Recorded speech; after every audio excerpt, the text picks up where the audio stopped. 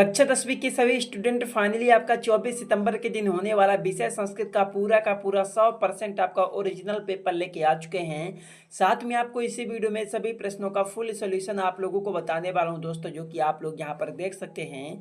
Paper आपका कक्षा 10वीं अर्धवार्षिक परीक्षा सितंबर 2025 विषय आपका संस्कृत का पेपर है।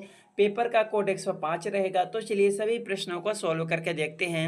तो आप लोग देख सकते हैं, सबसे पहले आपका पेपर 80 नंबर का आएगा। समय आपको 3 घंटे का मिलेगा। 3 घंटे में आपको सभी प्रश्नों को सॉल्व करना है। तो सबसे पहले आपका आता है खंड आ, जिसमें आपका पूछा गया वस्तुनिष्ठ प्रश्न, जो कि आपसे 40 नंबर का पूछा गया। प्रत्येक प्रश्न के लिए आपको 1 अंक मिलेगा। तो इसमें आपका पहला प्रश्न आपका आता है, स्वामी दयानंद का जन्म किस वर्ष में हुआ था। इसमें आपको 4 विकल्प दिया गया। पहला 1821 ईस्वी, दूसरा 1823 ईस्वी, तीसरा 1824 ईस्वी, चौथा 1820 ईस्वी। तो पहले का आपका राइट आंसर हो जाएगा, स्वामी दयानंद का जन्म 1824 ईस्वी में हुआ था। पहले में आपको तीसरा नंबर लिखना होगा 1824। 2 में आपका आता है, स्वामी दयानंद की मृत्यु कब हुई थी। दूसरे प्रश्न में आपको लिखना होगा, स्वामी दयानंद की मृत्यु सन 1883 ईस्वी में हुई थी। कब हुई थी? सन 1883 में। तो दूसरे में आपको पहला नंबर लिखना होगा एंड उसके बाद आपका 3 में आता है, संस्कार कितने हैं। तीसरे प्रश्न में आपको लिखना होगा, तीसरे का आपका राइट आंसर हो जाएगा, संस्कार 16 हैं। कितने? 16। 4 में आपका आता है, जन्म पूर्व कितने संस्कार होते हैं। चौथे प्रश्न में आपको लिखना होगा, जन्म पूर्व 3 संस्कार होते हैं। कितने? 3। तो चौथे में आपको पहला नंबर लिखना होगा, जन्म पूर्व 3 संस्कार होते हैं एंड उसके बाद आपका 5 में आता है, संस्कार के कितने प्रकार होते हैं। 5वें प्रश्न में आपको लिखना होगा, संस्कार के 7 कितने? 7 प्रकार होते हैं। तो 5वें में आपको चौथा नंबर लिखना होगा, संस्कार के 7 प्रकार होते हैं एंड उसके बाद आपका 6 में आता है, शैशवा अवस्था में कितने संस्कार होते हैं। इसमें आपको लिखना होगा, शैशवा अवस्था में 6 कितने? 6 संस्कार होते हैं। तो 6 में आपको पहला नंबर लिखना होगा 6। 7 में आपका आता है, लाजा होम किस संस्कार के अंतर्गत आता है। 7वें प्रश्न में आपको लिखना होगा, लाजा होम विवाह क्या विवाह संस्कार के अंतर्गत आता है। तो 7वें का आपका दूसरा नंबर हो जाएगा, विवाह संस्कार के अंतर्गत। उसके बाद आपका आता है प्रश्न नंबर 8, जिसमें आपका पूछा गया, भारत महिमा पाठ का प्रथम श्लोक कहाँ से लिया गया है। तो 8वें में आपको लिखना होगा, 8वें का आपका राइट आंसर हो जाएगा, विष्णु पुराण। क्या हो जाएगा?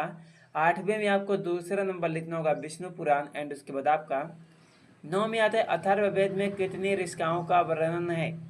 इसमें आपको लिखना होगा, अथर्ववेद में 5 ऋषिकाओं का वर्णन है। कितनी? 5। तो उसके बाद आपका 10 में आता है, सभी ऋषिकाओं का वर्णन किस भेद में है। तो 10वें में आपको लिखना होगा, ऋग्वेद। किसमें है? ऋग्वेद में। एंड उसके बाद आपका 11 में आता है, मैत्रेय की चर्चा किस उपनिषद में की गई है। तो 11वें में आपको लिखना होगा, इसका राइट आंसर हो जाएगा दोस्तों आपका पहला नंबर एंड उसके बाद आपका 12 में आता है, विद्यापति किस भाषा के कवि हैं। इसमें आपको लिखना होगा, विद्यापति मैथिली भाषा के कवि हैं। किस भाषा के? मैथिली भाषा के। तो आपको 12वें में दूसरा नंबर लिखना होगा, मैथिली भाषा के कवि हैं एंड उसके बाद आपका 13 में आता है, अलस कथा पाठ में कितने पुरुष सोकर आपस में बात कर रहे थे। 13वीं में आपको लिखना होगा, अलस कथा पाठ में 4 पुरुष आपस में बात कर रहे थे। तो आपको 13वें में दूसरा नंबर लिखना होगा 4 एंड उसके बाद आपका 14 में था, बीरेश्वर कौन थे। इसमें आपको लिखना होगा, बीरेश्वर मंत्री। कौन थे? मंत्री थे। तो 14वें में आपको तीसरा नंबर लिखना होगा, मंत्री थे एंड उसके बाद आपका 15 में आता है, नीतिकार आलस को किसके समान मानते हैं। इसमें आपको लिखना होगा, नीतिकार आलस को रिपु किसके समान? रिपु के समान मापते हैं एंड उसके बाद आपका 16 में आता है, मैथिली के अलावा किस भाषा में विद्यापति का स्वामित्व था। तो 16वें में आपको लिखना होगा, 16वें का आपका राइट आंसर हो जाएगा, संस्कृत। क्या? संस्कृत भाषा में स्वामित्व था एंड उसके बाद आपका 17 में आता है, पटना किस नदी के किनारे बसा है। तो 17वें में आपको लिखना होगा, पटना गंगा नदी के किनारे बसा है। कहाँ? गंगा नदी के किनारे। तो आपको 17वें में आपको तीसरा नंबर लिखना होगा, गंगा नदी के किनारे एंड उसके बाद आपका 18 में आता है, गांधी सेतु कहाँ स्थित है। 18वें में आपको लिखना होगा, गांधी सेतु पटना। कहाँ? पटना में स्थित है।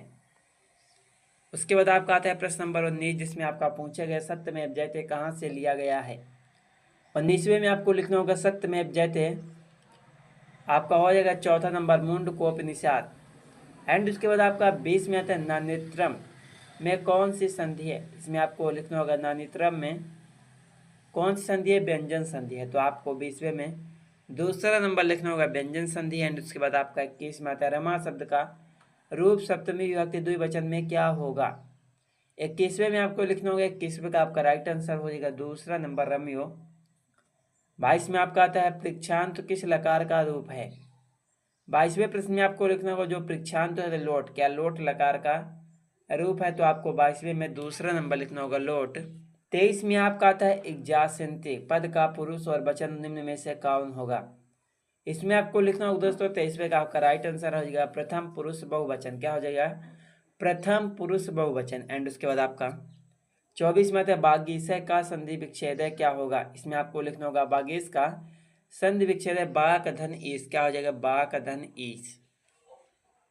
25 में आपका आता है जगन्नाथ का संधि विच्छेद निम्न में से कौन सा होगा? इसमें आपको लिखना होगा जगत धन नाथ। क्या हो जाएगा? जगत धन नाथ आपका दूसरा नंबर। एंड उसके बाद आपका 26 में आपका आता है पठितवती में कौन सा प्रत्यय है? इसमें आपको लिखना होगा कतवत। कौन सा कतवत है?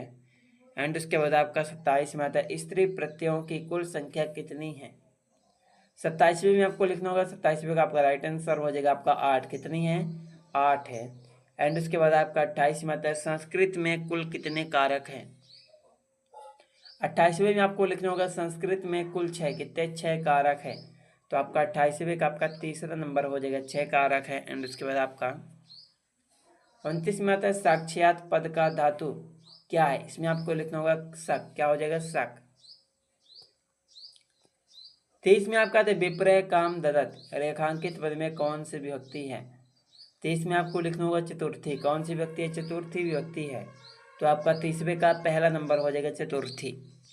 तो उसके बाद आपका आता है खंडवा, जिसमें आपका पूछा गया लघु उत्तरीय प्रश्न जो कि आपसे 10 नंबर का पूछा गया। तो इसमें आपका आता है पहला प्रश्न स्वामी दयानंद का जन्म कहाँ हुआ था? दूसरा अलस कथा में किसका वर्णन है? एंड तीसरा संस्कृत साहित्य में आधुनिक लेखिकाएं कौन कौन है? एंड चौथा सुलभा कौन थी? तो उसके बाद आपका 5वां सीमोन्नयन संस्कार में क्या होता है? तो आप लोग सभी प्रश्नों को देख लीजिएगा। एंड उसके बाद आपका दीर्घ उत्तरीय प्रश्न आता है जो कि 15 नंबर का पूछा गया है। तो आप लोग इसे देख लीजिए। और अगर कहीं पर भी आपको डाउट होगा कमेंट बॉक्स पर कमेंट जरूर कीजिएगा। चलिए मिलते हैं किसी नेक्स्ट वीडियो में आपसे।